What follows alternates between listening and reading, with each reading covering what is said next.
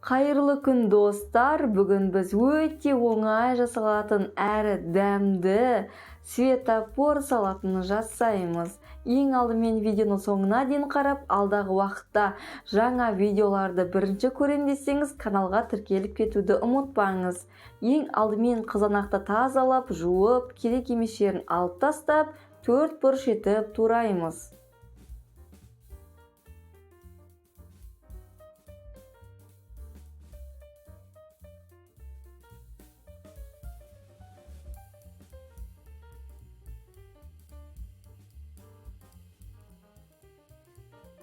Туралған қызанақты тарелкемізге ұзынан салып шығамыз.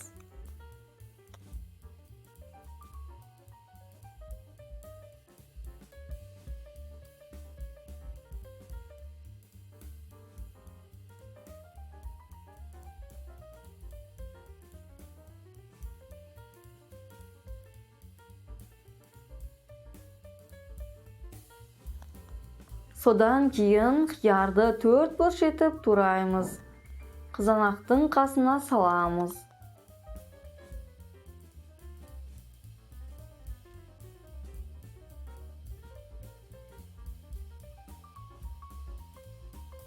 Қиярдың қасына жүгеріні салып шығамыз. Жүгерінің қасына қалаған дәмдегі керешкені қойсаңыздар болады.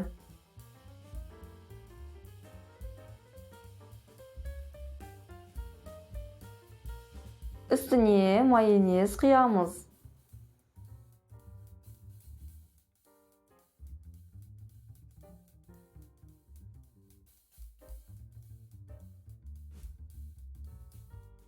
Біздің ең оңай әрі дәмді светофор салатымыз дайын. Жасап көруге кеңес беремін. Сіздермен болған Ардақ.